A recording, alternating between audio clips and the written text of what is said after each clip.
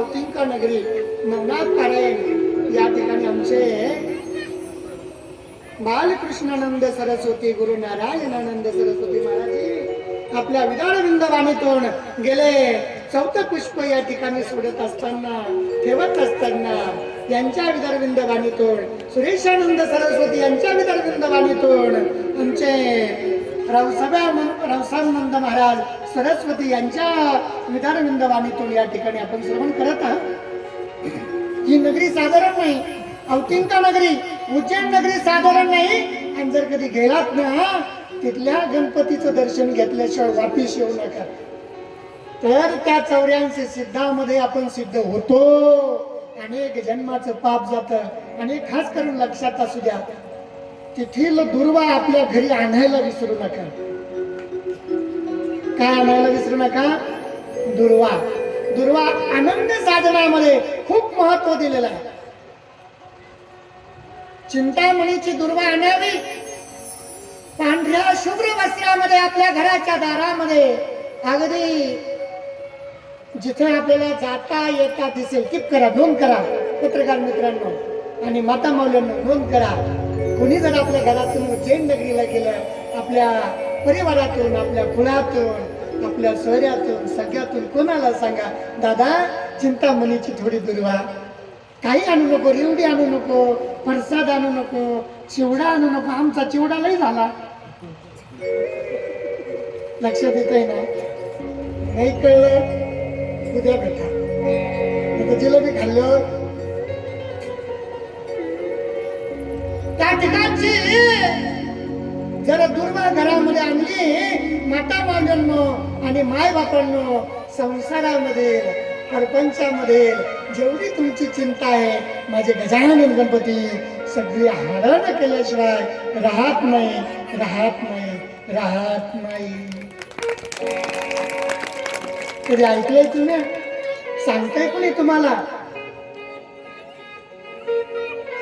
कथा कीर्तनकार भाड्याचे टट्टू येणार, भाड्यासारखंच सांगणार आणि भाड्यासारखंच आपला विरोध नाही कोणाला। पण आमचा समाज सुधरेल कधी? आज काळाची गरज यांना धर्म कार्याकडे नेण्यासाठी थोर संत या भूमीमध्ये आजबी आहेत, नाही असं नाही।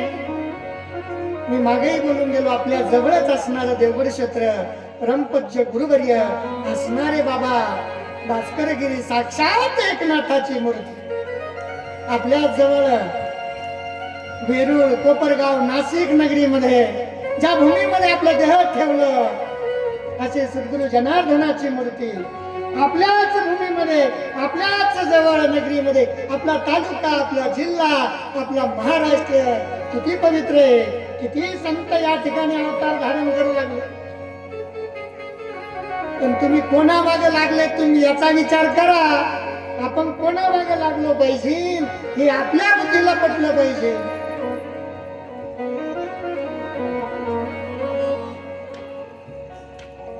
गुरुवर्य बाबांकडे जर गेलो ना भास्करगिरी बाबांकडे तर अगदी आईचं प्रेम, प्रेमाचं भातुक त्या ठिकाणी मिळतं माय बापांना। एवढी मोठी विद्वत्ता, एवढं मोठं ज्ञान, एवढी मोठी भक्ती, एवढं मोठं गुरुदत्ताचं नामस्मरण आणि थोडा सुद्धा अहंकार नाही। लहानातल्या लहान साधूला शरण जावं, अहंकार नाही। आपले तर शिष्य पुढे झाले नाही झाले, यांना पुढे गुरु मंत्र मिळाला नाही मिळाला, फक्त पुष्पाचा वर्षव यांच्या अंगावर झाला तर अहंकार झाला, झाडावर जाऊन बसला, महाशिवाय बाबाचं काही होत नाही। तेव्हा तुम्ही संत कधी व्हायचे? तुम्ही गुरु कधी व्हायचे? तुम्ही जगाला बोध कधी द्यायचे? आणि मग अधुरे झाले की या जगाचा घात होतो, या सृष्टीवर आमच्या धर्माचा विनाश होणं सुरू झालं। माझा विरोध धर्माला नाही, माझा विरोध कार्याला नाही, माझा विरोध कर्माला आहे। आणि हेच गीतामध्ये सांगितलं, कर्मण्यासम कामन्यम कर्मण्यासम संन्यास कवये बिंदू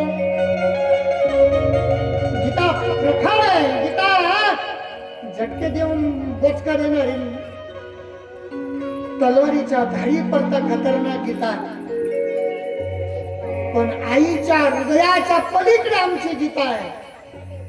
अजून काय बोललो पाहिजे तुम्हाला? बघा गीतामध्ये किती गोड वाणी 12व्या अध्यायामध्ये देतात. संतांनी कसं राहावं, शिष्याने कसं राहावं, भक्तांनी कसं वागावं. तुल्यार निंदा स्तुती मौने संतोष्टियेन केनचितम अनिकेतम स्थिरमती भक्तिमान्य प्रियो नरः. गोडे गोडे गोडे गोडे मजा येते पाहिजे. मोद एकदा काय झालं, बाबा कानिकनाथ बाबाची मूर्ती आणायला आम्ही निघालो. थोडीशी परिस्थिती डाऊन, पण जिद्दपणा, हट्टीपणा बघता कसं व्हायचं म्हणून बाबाच्या चरणावर कसा ठेवायचा आणि बाबासाठी कसं देह झिजायचा. 4 वाजले, 4 वाजायचा टाइम आहे आणि माझ्या समोर आज दादा दिसला म्हणून बोलतोय. शेवाळी दादाला म्हणलं, दादा आपल्याला जयपूरला जायचं, कसं चालता? अगदी तुमचा बाबा पॅन्ट शर्टवरला असायला पाहिजे, नवीन धोतर घालायला सुरुवात झालेली असावी, पॅन्ट शर्ट काढून त्याचा त्याग करून संसाराच्या त्यागातून बाहेर पडण्याची प्रक्रिया सुरू झालेली असावी. आणि शेवळे दादा उठून उभं राहा, या ठिकाणी हजर आहे. ठरलं 4 वाजता जायचं. कसं जायचं? म्हणले बाबा जसं म्हणाल तसं जायचं. म्हणलं आमचे 1-2 भक्त आहेत, त्यांना नव्याच गाड्या घेतल्या. मी थोडं नवीन गाडी शिकलो. भक्तांकडे जाऊ गाडी घेऊन, गाडीचा प्रसंग आठवला. बाबा आज रंगपंचमी, कानिकनाथ बाबाने आज आनंदानं भक्तासाठी समाधीतून आवाज दिला, बाबा हो जागे व्हा, मी आहे, घाबरू नका, मी आहे, मी कल्याण करण्यासाठी खास समाधीत झालेला आहोत. आणि मग जयपूरला जायचं ठरलं. काय करायचं? नव्या गाडीवाले जरा नवीन मटकत राहतात. तिचं पॉलिश, तिचं टायर किती दिवस नवं राहतं त्याला. आमचे बाजूला या ठिकाणी जवानीतला आवाज, थोडा मध्यम याच्यामध्ये आलेला आवाज, बालपणातला गोडवा, थोडा जवानीचा गोडवा, थोडा अजून जवानीचा गोडवा, आणि म्हातारा झाल्यावर मग 4 दिवस सुनाचे चांगले. दादा म्हणले, बाबाजी आपलीच गाडी घ्या ना, कशाला लोकांना बोलतात, मला नाही आवडेल, तुम्ही कोणाला नाही, तुम्हाला कोणी नाही म्हणलेलं, मला आवडणार नाही. म्हणले टायर खराब, तिची परिस्थिती खराब. म्हणले बाबावर भरोसा आहे तुमचा ना, चला घेऊन गाडी. जालन्यात गेलो, जळगाव मध्ये गेलो आम्ही. आणि जळगाव मध्ये गाडीनं थोडं मी मामाला जे सांगितलं ते घडलं. पुढचे लक्ष तुटले, जुनी गाडी, लक्ष तुटले. काय करायचं? म्हणलं काम करून घेऊ.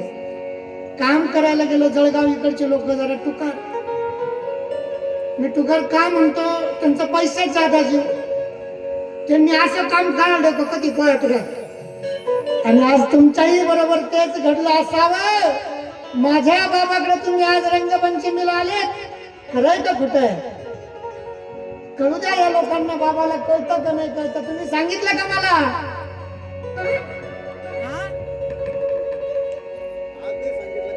नाही सांगितलं का? सद्गुरु चैतन्य काळीप्राप्त भगवान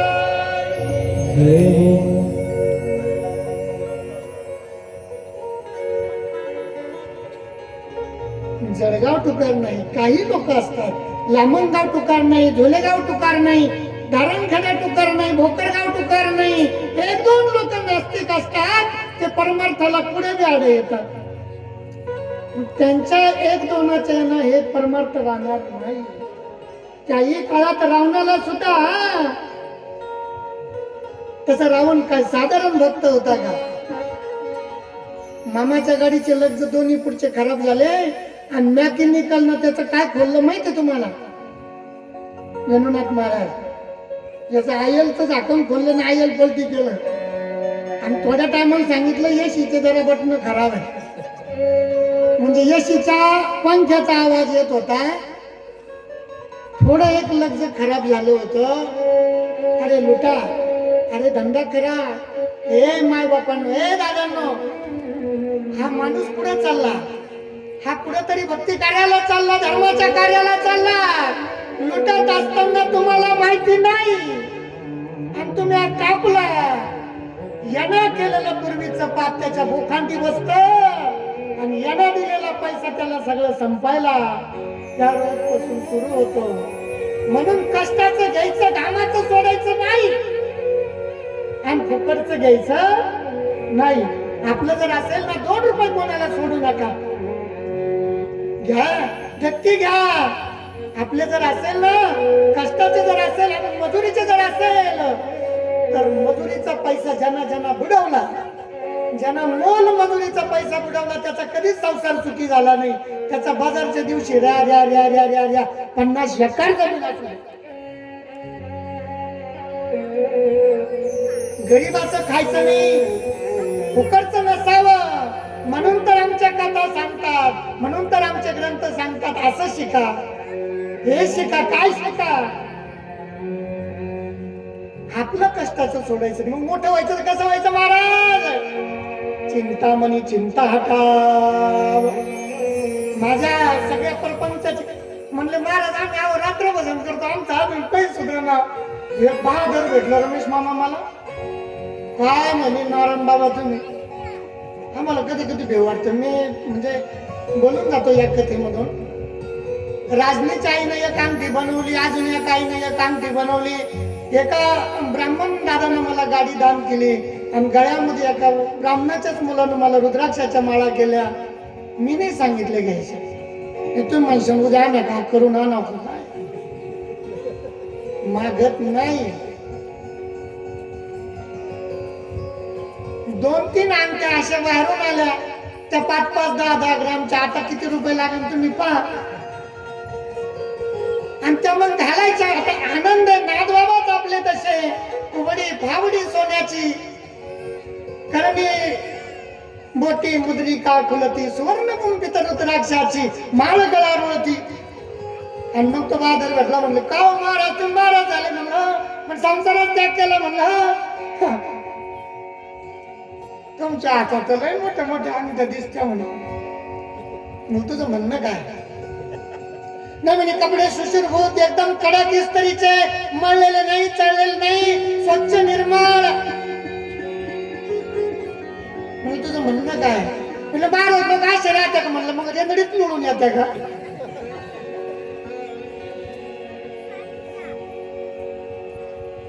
जो स्वतः सुधारला नाही जगाला काय सुधरेल?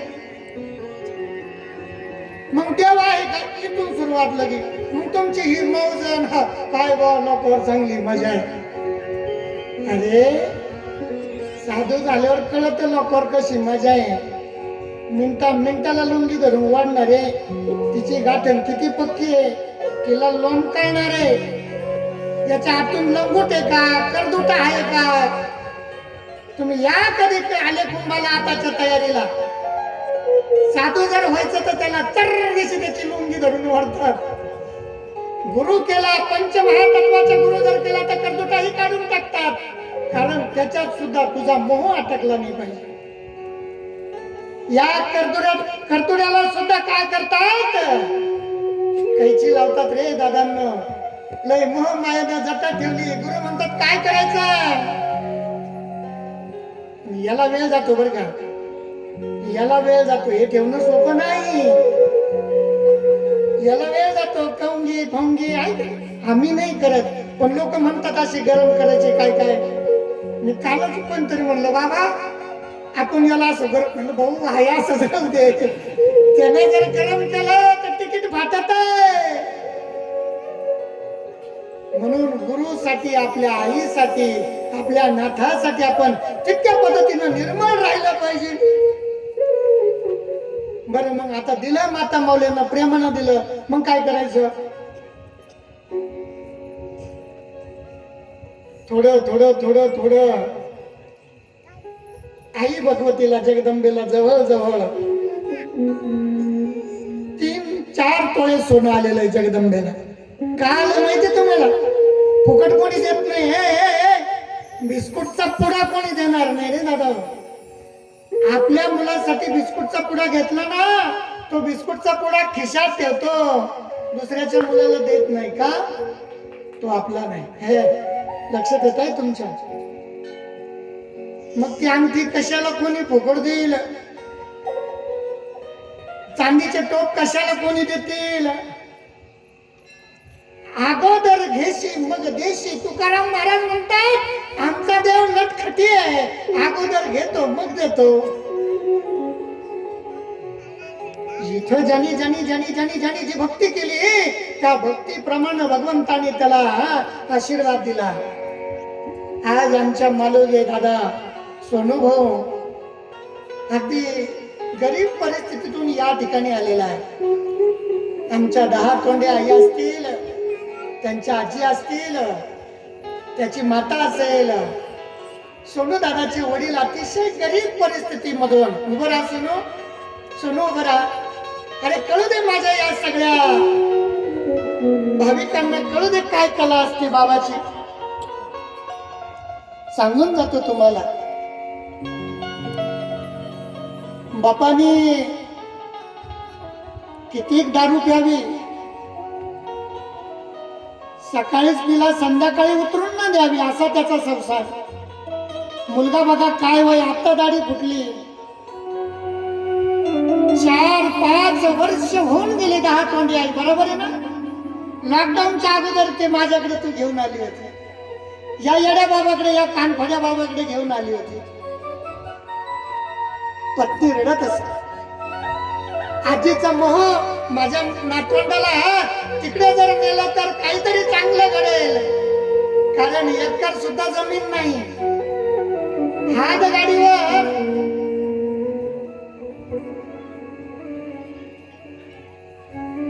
काय विकतो रे? मटकी विकतो, मटकी. टाळी वाजून धन्यवाद द्या. हे माय बापानं, हे दादांना, बापाने संसारामध्ये 2 गाडीचे चाक आहे. जर दोन्ही चांगले असेल तर संसार चांगला झाल्याशिवाय राहत नाही. अरे बाप चांगला असला तर प्रॉपर्टी कमवील. अरे नको कमवू देऊ, पण चांगलं ठेव. दिवसभर तू चांगला राहा, आम्हाला चांगलं जगू दे. संध्याकाळी धिंगाणा झाला ना, शिजलेलं अन्न फेकून द्यावं लागतं रे बाबू. आणि हा रात्री 2ला जेवतो. मुलगा कधी जेवतो हे त्याला कळत नाही. अगदी सोनू लहान असताना माझ्याकडे बाबाच्या या नगरीत आला. त्याच्या वडिलांना चमत्कार झाला. म्हणला गुरुदेव आज मला गुरु मिळाला, मला गुरु करा वाटतं. म्हणलं गुरु करणे एवढं सोपं नाहीये. आजच आला लगी माल द्या. लगेच आल्या मग कुंडी कसं मांडीवर जर घ्यायचं आहे ना तर अगोदर खस्ता खावा लागेल, गुरुच्या सानिध्यामध्ये जावं लागेल. बरेच दिवस गेले आणि सोनूच्या वडिलाला त्याग झाला, बोध झाला. काही वाजू आपण त्याच्यासाठी. आणि या मुलाने सांगितलं पप्पा, दादा, नाना तुम्ही फक्त चांगले राहा, आपण सगळं काही करू. बाबाचा आशीर्वाद. मागल्या वर्षी मी बोललो सोनू दादाला, कांदीपनार बाबाचा आशीर्वाद प्राप्त झाला. रंगपंचमीला 2 तेलाचे डबे तू आणले खरी, बाबांना मागितले नाही. बाबा आज कोणालाच कधी काही मागत नाही. पैशावाले, धनावाले, धनवान अतिशय भरून पुरून उरलेले आहे. पण ते पाप कधी माथी बसेल आणि आपला कधी विनाश होईल सांगता येत नाही. म्हणलं सोनू तुझी इच्छा काय रे? तू तेलाचे डबे घेणार. बाबा काही नाही लागत, बाबा काही लागत नाही. माझ्या आईनं, मी, माझ्या बापानं वडील ज्या वेळेस नशा पान करत होते 1 गुंठा जागा आता राजनगाव नगरीमध्ये घेतलेली. आज तो प्लॉट वापिस मिळत नाही. तेवढा जर मिळाला तर कृपा होईल, एवढीच इच्छा, बस एवढीच. अरे कानिपनाथ बाबा तुला देण्यासाठी भरभरून बसलेला आहे. पुढच्या वर्षी लोक 2 ताळाची त्या जागेवर बिल्डिंग जर झाली तर जिलेबीची पंगत दिसतील. हे सोनू पुढे ये इकडे. ये ये ये. अरे जीवनामध्ये नात काय करतात आणि मुलानं कसं वागलं पाहिजे, बापाने मुलाच्या बरोबर कसं राहिलं पाहिजे, माहित द्या त्याच्याकडे थोडस माहित द्या. सोनू दादा, किती दिवसात बिल्डिंग झाली रे तुझी? 1 वर्ष. 1 वर्षामध्ये झाली बिल्डिंग. किती ताळ झाली? 2 ताली. जोरात टाळी वाजून आपण धन्यवाद देऊ. 2 म्हणून तो का गेला? 2 ताळाची बिल्डिंग त्याची आज चालू आहे. प्लास्टर फरची बाकी आहे. होईल सोनू, सगळं होईल. भक्ती अनन्य साधनानं जर केली, श्रद्धेनं केली आणि मग बाबा म्हणले सोनू लक्षात आहे ना, तुमचं वेगळं हे सोनू, तुझा माझ्यावर जीव तर आहे ना. ही सोनू कधी जीव ठेवी? हिला जर हा माल पाणी कमी पडला, पतिव्रताचं लक्षण, तिचं वागणं, तिचं अंगण सांगत हे खरोड मरोड झाडून मोकळी झाली समजून चालायचा. आपला नंबर रॉंग लागला. कुठे सडा नाही, कुठे मार्जन नाही, कुठे रांगोळी नाही, कुठे देवाचं ध्यान नाही, कुठे पूजन नाही, घरामध्ये भजन नाही, मुलांना भजनाचा नाद लावत नाही, समजून चालायचं. आपला नंबर. माझा विरोध नाही माता माऊल्यांनो, पण याच्यामधून हेच शिकवण्याचा अधिकार आम्हाला दिला. तुम्ही आजपासून सडा मार्जन आपल्या दारात तोंडी केलंच पाहिजे. कशासाठी बोलतोय बघा. सोनूला 2 ताळाची बिल्डिंग, मागच्याच रंगपंचमीला 2 तेलाचे डबे दिले. बाबा म्हणले 2 ताळ झाले पाहिजे. 2 जोर देऊन बोले बाबा खरंच होईल हे सोनूचं जीवन. बाबा मी मटके इकतो, खरंच होईल. जागाही मिळाली आणि 2 ताळाची बिल्डिंग. त्याचे वडील सुद्धा येत असतील, माता माऊली आई सुद्धा असेल, आजी बी आलेली आहे. आपण सर्व कुटुंबासाठी टाळी वाजून धन्यवाद देऊ आणि मग घेऊन गेला. बघा हे भाकड कथा नाही, हे काही सांगायसाठी नाही, हे आमचा धंदा वाढण्यासाठी नाही. आधुरी हाकीम जान को खतरा, मंत्र में पड़ गए खतरा. कुछ काही जण वेगळं शिकायला गेलं, गुरुचा गुरु व्हायला गेलं. गुरुचा गुरु झाला का तो काय झाला माहिती तुम्हाला? खरा पुरुषार्थ त्यांनी साधला आणि सिद्ध पुरुष त्या ठिकाणी झाला. हे वडिलाच्या पावलावर पाऊल न देता वडिलांनी आपल्याकडे पाहून रडावं, इतकं कार्य मोठं करावं. आई बापाला नाही रडायचं. आई बापाला जर रडवलं तर आपल्या जिंदगीत कधी काय येईल सांगता येत नाही. म्हणून करताना उज्जैन नगरीमध्ये चिंतामणीचं मंदिर आहे आणि तिथून जर ती आपण दुर्वा आणली, आपल्या घरामध्ये जर बांधली तर लिहून ठेवा. पुढच्या रंगपंचमी लोक अनेक लोक म्हणतील बाबा नंबर. आता ही 6 ते 7 पंक्ती शेवटच्या काल्याच्या शिल्लक आहे. काल्याच्या पंक्तीला कमीत कमी हे दादा हे माता माऊल्यांनो 1,00,000 1.5 लाख रुपये या ठिकाणी लागतात. भात वरण पुडी भाजी अमुक डमुक तुम्ही सर्वजण पाहत आहे. देना है तो हृदय से देना.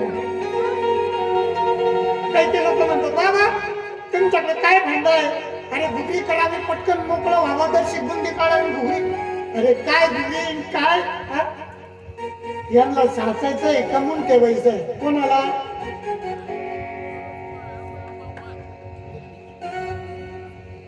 ना मांगने से मिल जाए, मिलने से तो ना मिले. चिंतामणी सगळी चिंता हटवून देईल पण तुमचा भाव तितका पाहिजे. नाहीतर तुम्ही आखा चिंतामणीच उचलून आणला आणि धावल्याने कोणत्या पडक्यात वाहला. पुढं नोंद करा. श्रद्धेनं भावनेनं प्रेमानं भक्तीनं बांधायचं. आम्ही काल म्हणलो माता माऊल्यांनी प्रदक्षिणा मारली पण हात पाय धुतले का? नोंद करा. जर कोणी उज्जैन नगरीत गेलं ना, घेऊन या. चला पुढे जायचं आपल्याला. कथा एवढी जर कळाली तर जीवनाचा सार होईल. याही नगरीमध्ये मंगल ग्रह सुरू झालेला यज्ञ याग सोहळा. इथं हात पाय धुवून पूजन भोजन झाल्याच्या नंतर कवयना एक प्रदक्षिणा ओम मंगलाय नमः ओम भौमाय नमः असं म्हणत म्हणत मारली ना, तर तुमची चिंता मंगलनाथ गजानन गणपती इथूनच पूर्ण करीन. उज्जैन नगरी सुद्धा जायची गरज.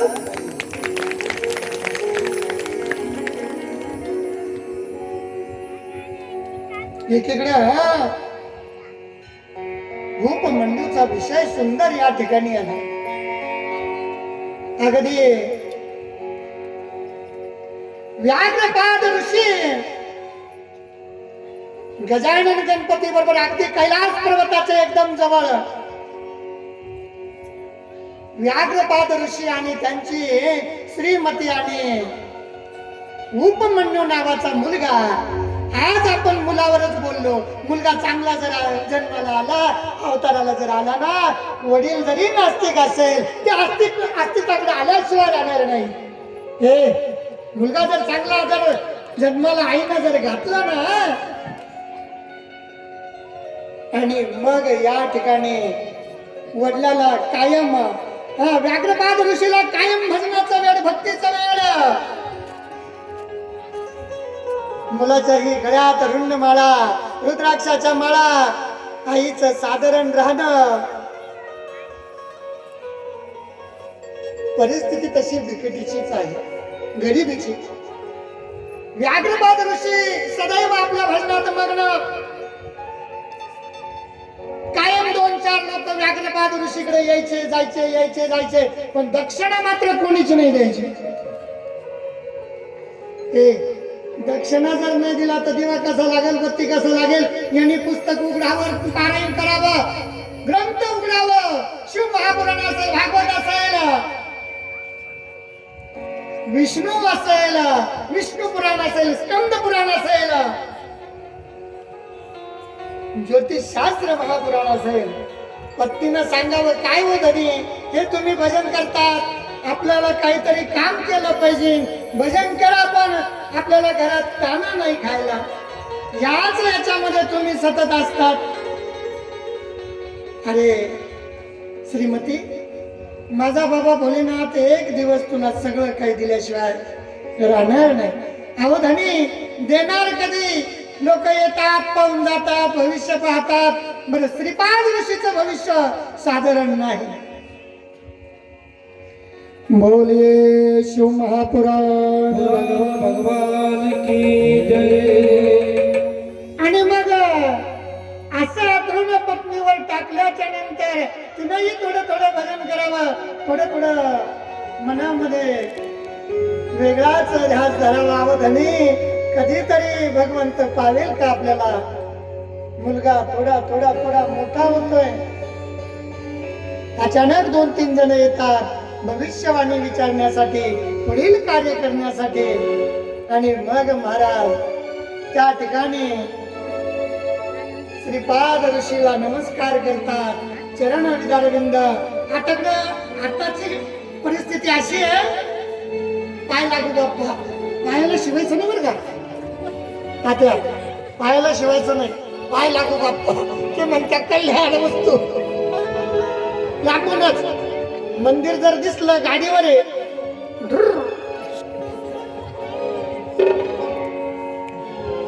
इतका अर्जंट. अरे चरणाशी बसावा, नमस्कार करावा. नमस्कारं करावे. आणि श्रीपाद ऋषीनं सांगितलं काहीतरी विधी करावं लागेल, मोठं संकट तुमच्यावर आहे. म्हणले गावचं जो मंदिर आहे, कार्यक्रम तुम्हाला जो करायचा आहे त्याचा शांती करावं लागेल. उदक शांती, जल शांती, प्राण अपान उदान शांती. म्हणजे बाप्पा इथून होईल का? नाही नाही नाही, तिथं जावं लागेल म्हणले. आणि हे बा डोक्याला घेऊन जातात, पण 1 रुपया दक्षिणा काही ठेवत नाही बरं का. कारण श्रीपाद ऋषी गरीब का राहिले? तुकाराम महाराज गरीब का झाले? तुकाराम महाराज गरीब होते का?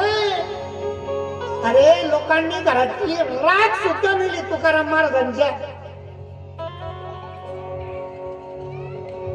संत झाल्यावर हीच मांदियाळी सांगितलेली. आणि मग त्या ठिकाणी निघून जातात. त्या गावकऱ्यांना आशीर्वाद देण्यासाठी ते त्या ठिकाणी जातात. आणि मग हे दोघं माय लेक म्हणले, बघा आई गेले पप्पा निघून, आपल्याला काही आणायच सांगायचं होतं. आज घरात खायला नाही आई, मला दूध आवडतं ना मम्मी, दूध घ्यायचं सांग. मम्मी हा शब्द आपला नाही पण मम्मीच लई झाली आता. आई आई आई हे मातोश्री. आणि मातोश्रीला हृदयाला गळ्याला लागतो, रडतो. रुक्मिणी म्हणतो, आई आपली कधी परिस्थिती बदलेल, आपल्याला कधी खायला चांगलं चांगलं मिळेल. भाऊ एक दिवस येईल, तू काय कर बाबा भोलेनाथ बाबाची तू तपश्चर्या कर, साधना कर. जाऊ दे तुझे वडील जरी गेले असतील, जरी पूजा करत असतील, पण विश्वास ठेव, भक्ती कर आणि चिंता करू नको. हास्य चेहऱ्यानं आपल्या लेकराला सांगायचा प्रयत्न कर. आई साधना कशी कर, ओम नमः शिवायचा जप कर, भजन कर. आणि त्या ठिकाणी भगवान भोलेनाथाच्या साधनेसाठी, तपश्चर्यासाठी उपमन्यूला बसून दिला जाता. माता आपल्या कार्यासाठी गावामध्ये कुठे काम मिळेल का, कुठे झाडू पोछा करून काही आणता येईल का, गावामध्ये फिरत असते. 4 वाजेचा टाइम झाला, आपल्या घरी यावं, पुन्हा गल्ली झाडावी. संध्याकाळी सुद्धा संध्या करायची सांगितलेली. पतिवर्तेला नेम दिला महाराज. दिवस माळवला की घराला झाडू लावायचा नाही, नोंद करा. दिवस मावळून गेला की घरामध्ये झाडू मारायचा नाही. 4 ते 5 वाजेचा टाइम या प्रसंगामध्ये अगदी गौ माता घरी येईल. रानात गुरात चरायला गेलेली गौ माता घरी येईल, तिच्या खुरामध्ये लक्ष्मी येत असते. दादा आता चरायला कधी जातच नाही, खुरात कधी लक्ष्मी यायची. पहिली लक्ष्मीच राहिली नाही, आता जर्शी आली. जर्शी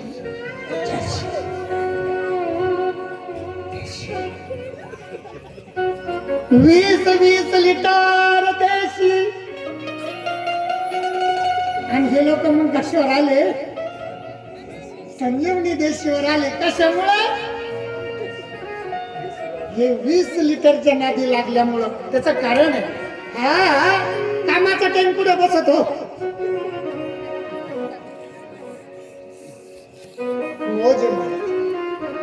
बाकड कथा नाही.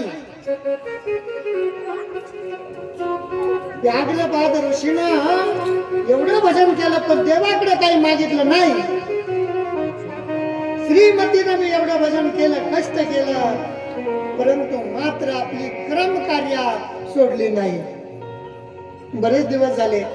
येते दिवसानं माता आपल्या मुलाला कडे जाते, अरे मोठी बाबा तपश्चर्या करतोय, तू साधना करतोय, हा बाप अजून घरी येईना, तुझे बाबा घरी येईना, आपण काय करायचं, आपण मामाच्या घरी जाऊ म्हणली. मामाच्या घरी ही कोणाची बहीण होती माहिती तुम्हाला, वशिष्ठ ऋषीची बहीण. वशिष्ठ ऋषी तसे चांगले विद्वान,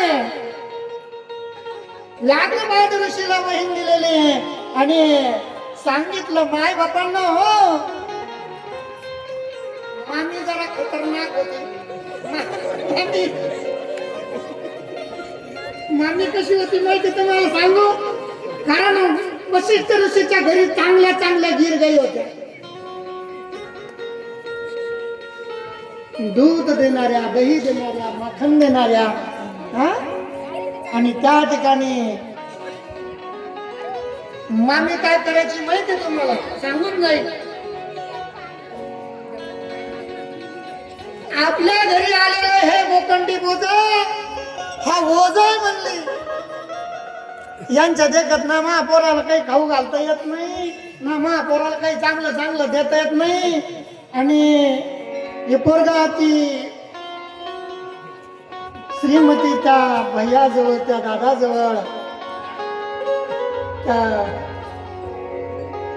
वशिष्ठ ऋषीच्या मुलाजवळ, आणि 2 लहान लहान मुलं जर असले तर ते त्याचं खायला मागितल्याशिवाय राहणार नाही.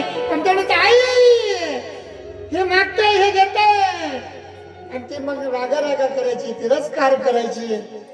आज पुन्हा बोलिये शिव महापुराण भगवान की.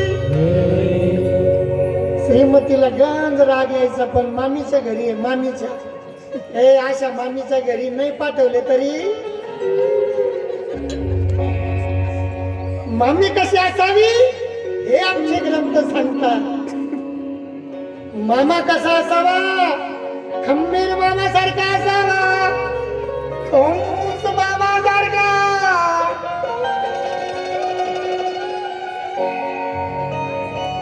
खंबीर मामा सारखा होता कुठं? शिवनेरी गडावर. म्हणून काय घडलं? शिवनेरी गडावर काय घडलं? शिवनेरीवर शुभ जन्मला,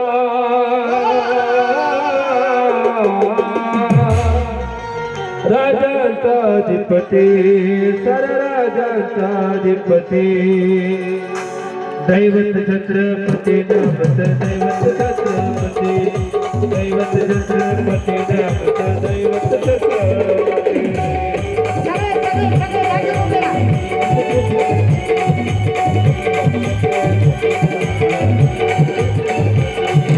शिवनेरीवर शुभ जन्मला,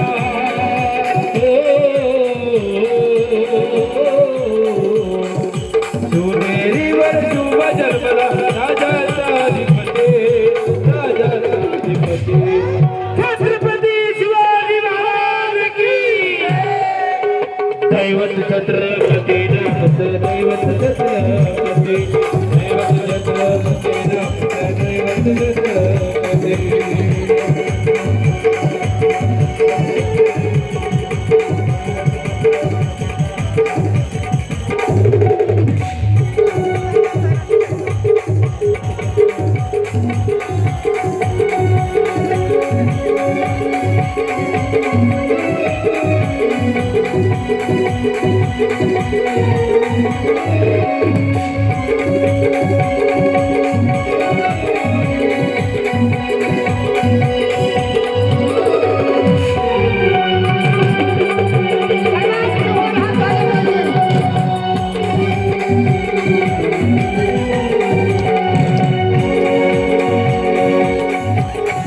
शिवनेरीवर शुभ जन्मला, राजाचा अधिपती, राजाचा अधिपती, दैवत छत्रपती नामच, दैवत छत्रपती, शोभाचे गावळे आम्हाला, दैवताचे भीती.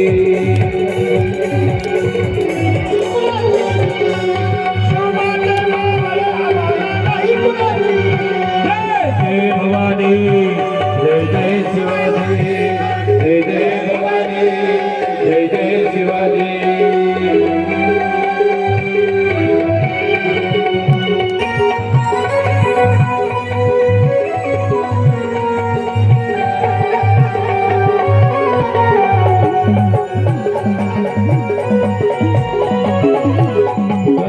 सापडासाठी आणि केल्या एक जाते, गराज सापडासाठी आणि केल्या एक वाजाते, येऊन भगवाते राज घडवण्यासाठी. आई शिवाई आई जिजाई, आई शिवाई आई जिजाई, आशीर्वाद माझे, आशीर्वाद माझे. जय भवानी. म्हणा सर्वांनी म्हणा, छत्रपती शिवाजी महाराज की. दैवत छत्रपती नामत, दैवत छत्रपती, दैवत छत्रपती नामत, दैवत छत्रपती.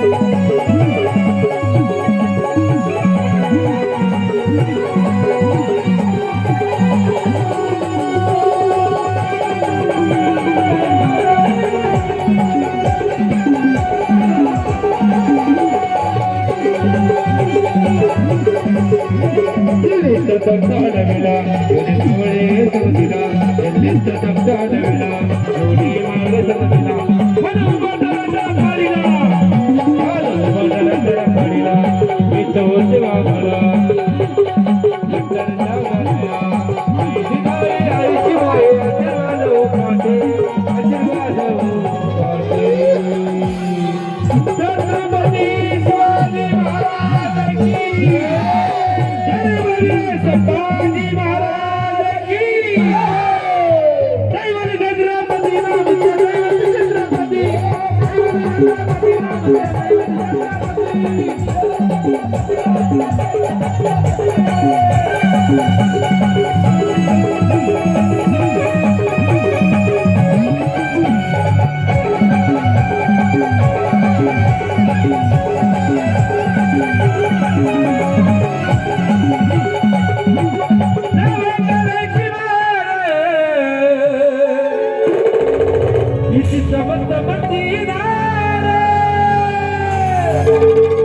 छत्रपती शिवराय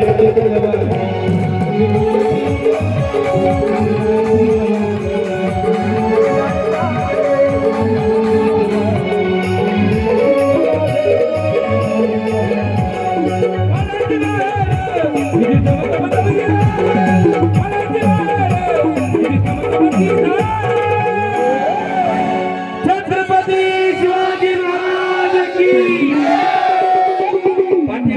पाठीमागचे सगळ्यांचा आवाज आला पाहिजे सगळ्यांचा छत्रपती शिवाजी महाराज की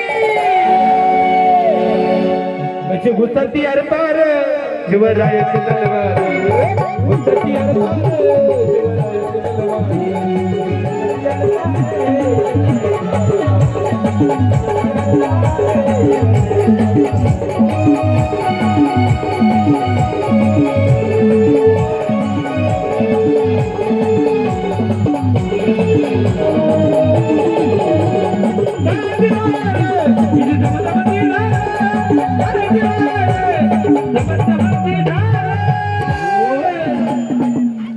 घुसती अरपार शिवरायाची तलवार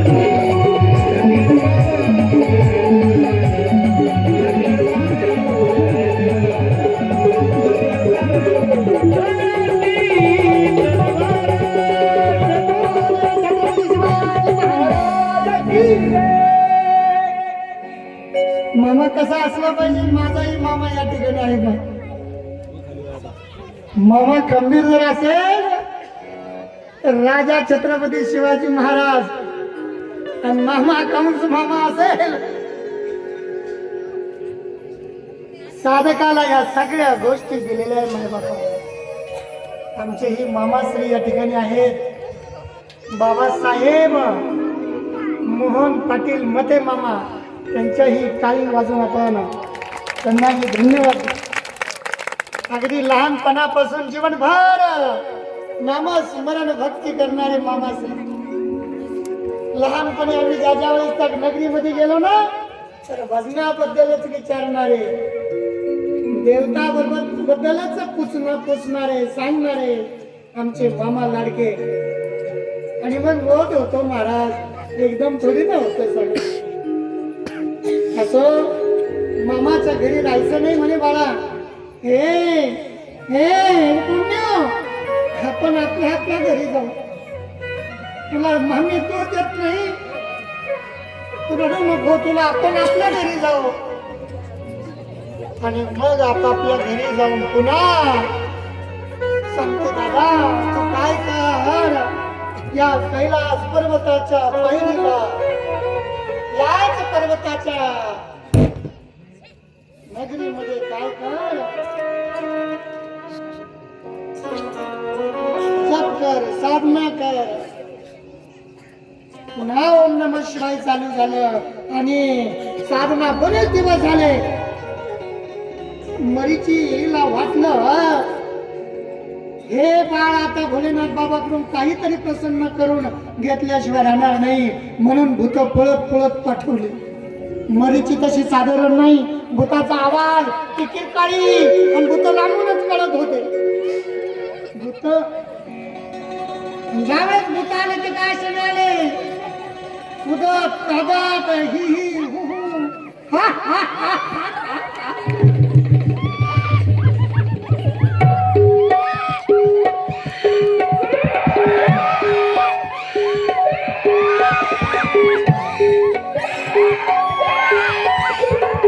आणि त्या उपमंडळाच्या आजूबाजूला फिरू लागले, त्याला खेळ दाखवू लागले. आता तरी उपमंडळ पटकन पडेल. त्याच्या कानात बोटं घातलं. परंतु उपमंडळ जरा सुद्धा घाबरत नाही.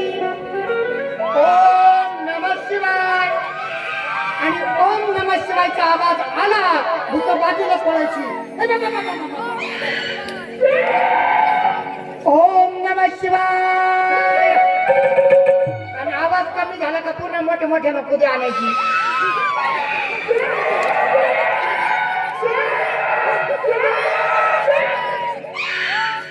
जेव्हा भूताला बघितलं, सांगितलं मी तुम्हाला घाबरणार नाही. खूप म्हणून आपले डोळे सुद्धा उघडीत नाही. ओम नमः शिवाय, ओम नमः शिवाय. भूत पळून जातात, भूत पळून जातात. एवढं त्या भूतामध्ये भेव निर्माण होतं. भूत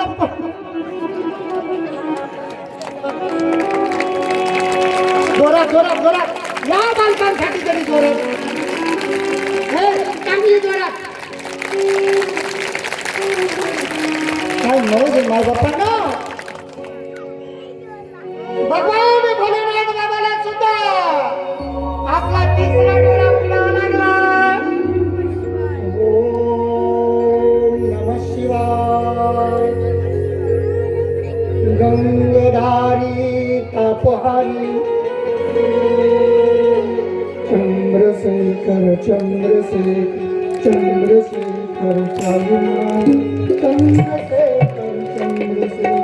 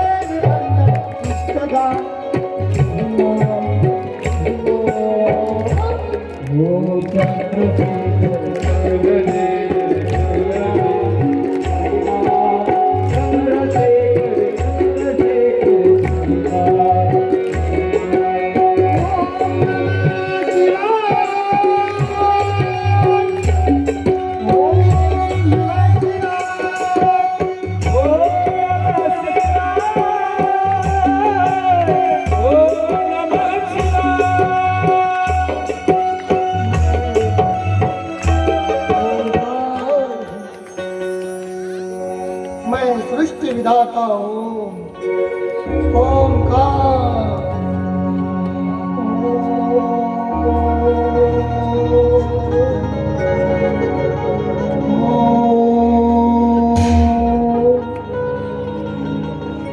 आणि ओम बिंदू ज्यावेळेस प्रगट झालं, बाबा भोलेनाथ दर्शन दिलं.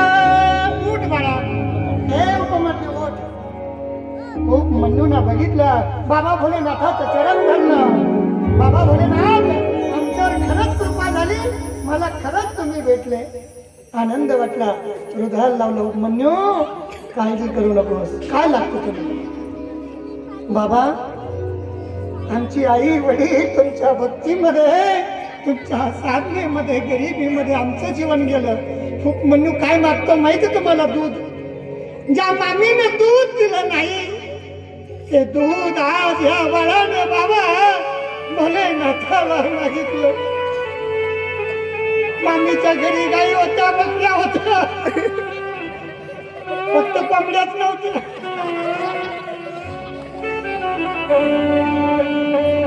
पण मामी तशी छळी कपटी.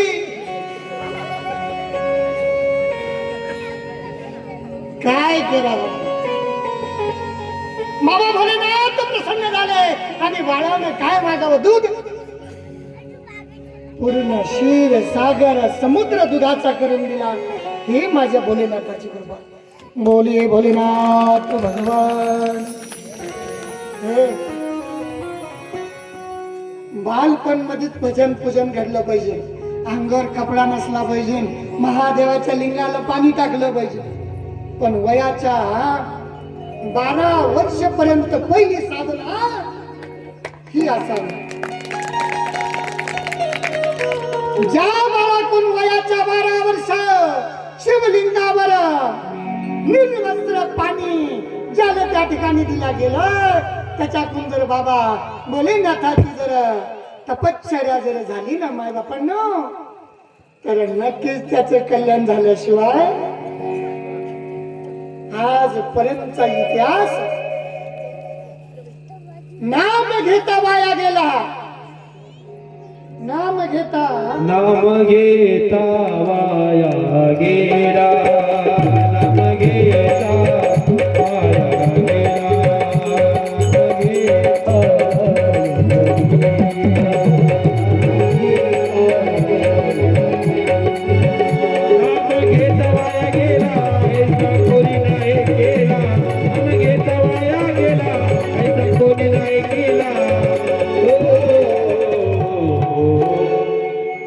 नाम घेता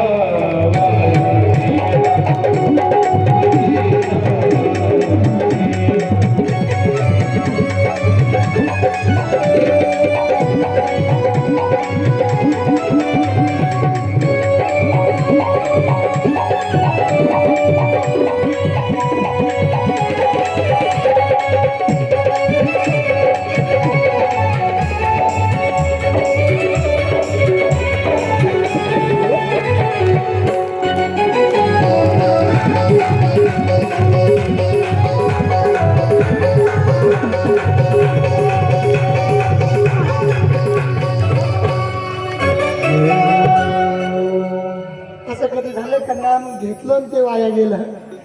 बाळपणातच आईला आपण काल बोलून गेलो, ते आईला आणि त्या दायांना आणि त्याच्या मावशीला कळत राहत. सगळ्यात पहिले बाळपणात कोण जवळ राहत? आताच्या काळात, पूर्वीच्या काळात मावशी असेल. मावशी हे आईचं दुसरं प्रतीक या भूतलावर भगवान बाबा भोलेनाथांनी अनन्य प्रकारे आईच्या पलीकडे तिला ममत्व करून दिलं माय बापांना. म्हणून मावशीवर प्रेम करा, मावशीला आई संबोधा. मावशी आणि ती बाळाला घेती, न्हाणी ती. त्याचे पाय वाकडे निघले का, चांगले निघले का, पायाळू आलं का, हे सगळं मावशीला कळतं. पूर्वीच्या मावशी जवळ असायच्या. आता कोण आहे तुमच्या, तुम्ही पहा, मी इथं नाही बोलत. आता बोललो तर मग तुम्ही म्हणाल. आणि तसा बाबा मी या माझ्या मराठीची या बोला, या मराठी मातीमध्ये वाढलं. ही मराठी माती काही काही शिकून गेली आम्हाला. कचबूचला ज्या वेळेस कथा झाली पूर्ण हिंदीतून होती. बाबा भोलेनाथ क्या करते हैं, जर हिंदी जर सांगायला लागलो तुम्हाला काही कळणार नाही. हिंदी किती लोकांना कळेल पण समजणार नाही, समजेल नाही. कथा कीर्तन श्रवण करण्यासाठी कर्णाद्वारे युवा पारे. कर्णाला स्वच्छता असेल, नेत्राला स्वच्छता असेल.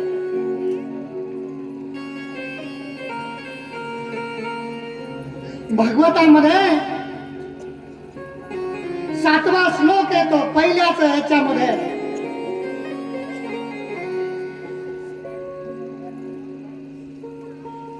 यज्ञ कसा करावा, तप कसा करावं, योग क्रिया कशी करावी, गतीने कसं जाता येईल, धर्माचा विजय कसा होईल. नारायणं परो नारायणं वेद. वेदानं गेलं, कर्मानं गेलं. नारायण नारायण नारायणं परम धर्म गती.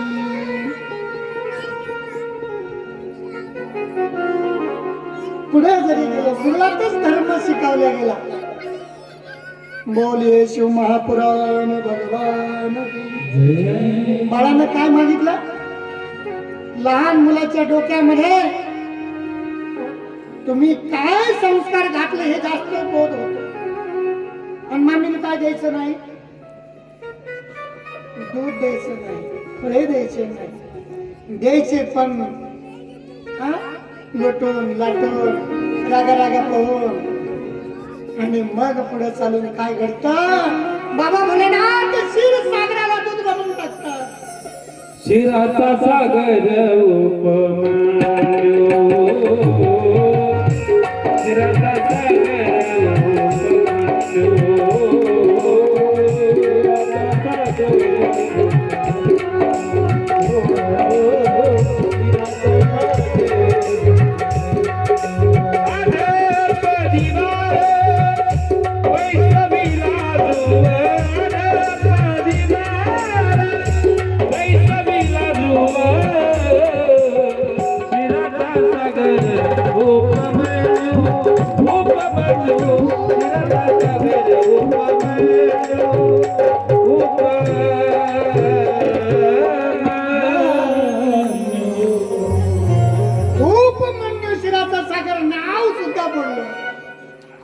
एवढी कृपा बाबा भोलेनाथ त्या उपमन्यूवर करतात. एवढा मोठा आशीर्वाद क्षीराचा सागर का म्हटलं गेलं? उपमन्यूला या ठिकाणी ही पदवी या समुद्राला या सागराला क्षीराचा सागर उपमन्यू. म्हणून लहान मुलांच्या डोक्यामध्ये जाईल असं वर्तणूक आपण कधीच करायची नाही. काही काही घरामध्ये वेगळं वेगळं बघायला मिळतं. घर फुटतात. घर जर फुटले ना तर याचे मुलं त्याच्या घरात जाऊन देत नाही, जायचं नाही, त्याच्या घरात जायचं नाही.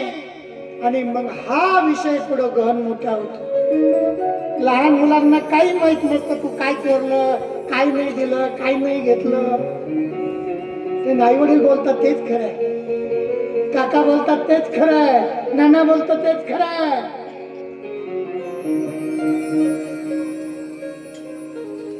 आज उपमन्यू भगवान बाबा भोलेनाथ काही नाही मागितलं, दूध मागितलं. भोलेनाथ बाबा म्हणले अरे उपमन्यू दूधच नाही, तुला काय लागेल ते मिळून.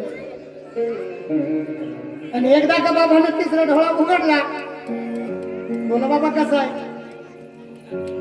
तिसरा डोळा उघडल्यावर तो काय करील सांगता येत नाही. बाबा भोलेनाथाची कृपा झाल्याच्या नंतर आपल्यावर ही कृपा करायची आहे.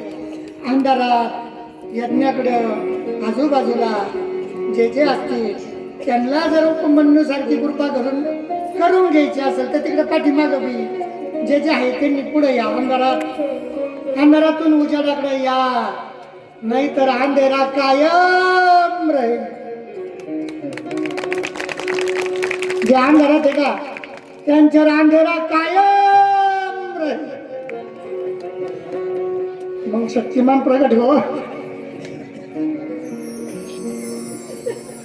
कळालं? शक्तिमान कधी प्रकट होईल? उजाडाकडे गेल्यावर. तो काय सांगतात? अंधेरा कायम रहे.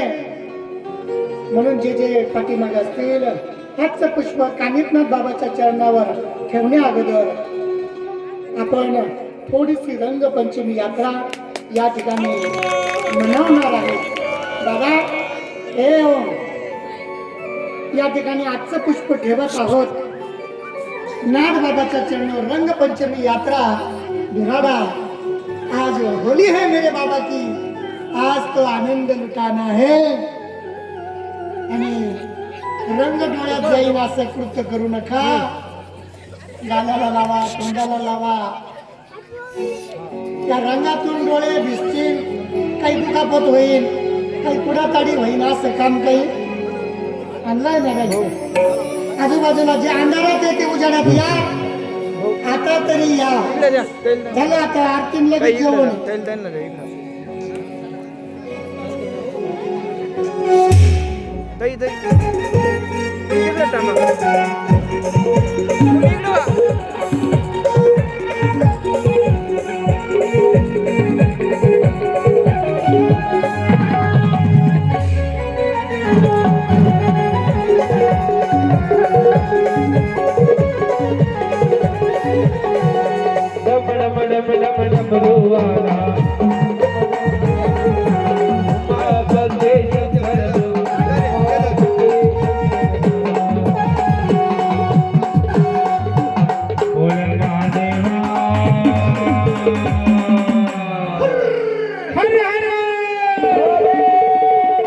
उघड तिसरा